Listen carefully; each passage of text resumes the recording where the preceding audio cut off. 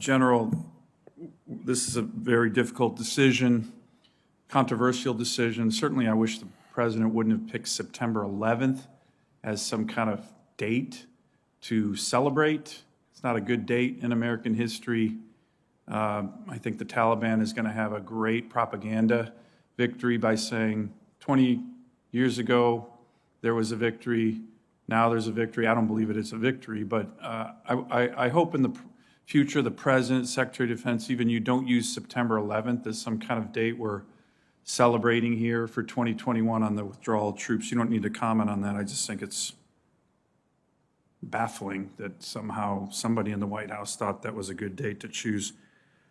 One thing that we're hearing, many of our bravest men and women fought, many died, sacrificed.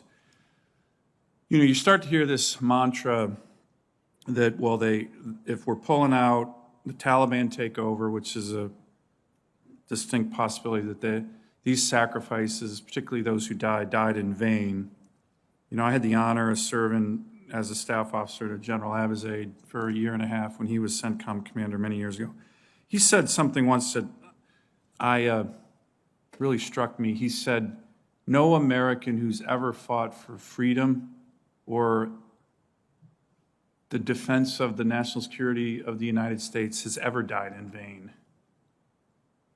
What would you say to the men and women who fought in Afghanistan, wounded, families who lost loved ones, about their sacrifice, even though we're leaving? Senator, first of all, there's really nothing I can say to replace the empty chair at the table, the loss of a loved one, and I'm very much humbled by recognizing that. I can improve on what General Abizaid said in many ways. You know, to fight for freedom is not to give something up in vain. I think but I think it's still very hard on those people. As you know, I've been to Afghanistan multiple times, as has General Townsend seated beside me. My son's been to Afghanistan twice, so I'm well aware of the burden that's been placed on families of this nation to support our fight there. I just want to make sure our message to these families, to the men and women who served, sacrificed, some gave their lives, that it's not going to be your sacrifice didn't mean anything. I would agree with General Abizaid. I hope that can be the statement from our military leaders. No American who's ever fought for freedom and the security of this nation has died in vain, regardless of what happens in Afghanistan the next 2 to 3 years. Would you agree with that? Senator, I would, certainly. Would you agree with that, General? Senator, I would, absolutely.